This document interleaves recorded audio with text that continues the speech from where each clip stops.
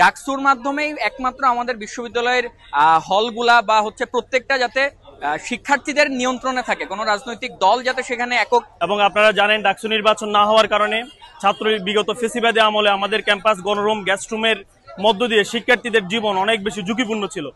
ডাকসু নিয়ে আমাদের প্রত্যাশার জায়গাটা বুঝতে হলে আসলে আপনার বুঝতে হবে আসলে ডাকসুটা কেন জরুরি।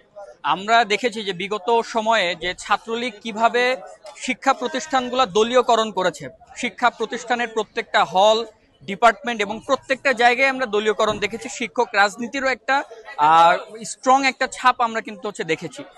সেই জায়গাটা থেকে আসলে এক ছাত্র সংসদ নির্বাচন বা ডাকসু বা আপনি অন্যান্য বিশ্ববিদ্যালয়ে যদি আমি বলি রাকসু চাকসু, এই নির্বাচনের মাধ্যমে শিক্ষার্থীদের একটা যোগ্য প্রতিনিধি উঠে আসে নির্দলীয়ভাবে, এবং ডাকসুর মাধ্যমেই একমাত্র আমাদের বিশ্ববিদ্যালয়ের হলগুলা বা হচ্ছে প্রত্যেকটা যাতে শিক্ষার্থীদের নিয়ন্ত্রণে থাকে, কোনো রাজনৈতিক দল যাতে সেখানে একক আধিপত্য নিশ্চিত না করতে পারে, সেই জায়গা থেকে ডাকসু প্রয়োজনীয়। এবং এই জন্য আমাদের অনেক আগে থেকে একটা ইচ্ছা ছিল যে ডাকসুটা যাতে হয় এবং আমাদের প্রশাসনগুলা বিশ্ববিদ্যালয়ের যে সার্বিক উন্নয়ন সেই জায়গাটা যাতে সম্পূর্ণ হয়। তো সেই জায়গা থেকে আমাদের ইচ্ছা ছিল ডাকসু হোক, সেটা দেরিতে হলেও যে আমরা তফসিল পেয়েছি, এই জন্য আমরা শিক্ষার্থীরা এই বিষয়ে খুবই আনন্দিত। আপনারা দেখতে পাচ্ছেন অনেকদিন ধরে বিগত আসলে 5 আগস্টের পর থেকে শিক্ষার্থীদের দাবি ছিল ক্যাম্পাসে একটি সুন্দর ডাকসু নির্বাচন দেয়া।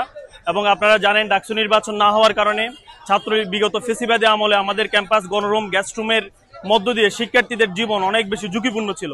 তো আমাদের সবারই প্রত্যাশা ছিল খুবই সংক্ষিপ্ত সময়ের মধ্যে ডাকসু নির্বাচন অনুষ্ঠিত হবে। আমরা আশা করি ডাকসু যথাসময়ে হয়ে যাবে। শিক্ষার্থীদের গণতান্ত্রিক মানে তাদের ভাব প্রকাশ, তাদের ন্যায্য অধিকার পাওয়ার যে আসলে সঠিক হিস্সা যে পাওয়ার যে একটি প্ল্যাটফর্ম, সেটা ক্রিয়েট হবে।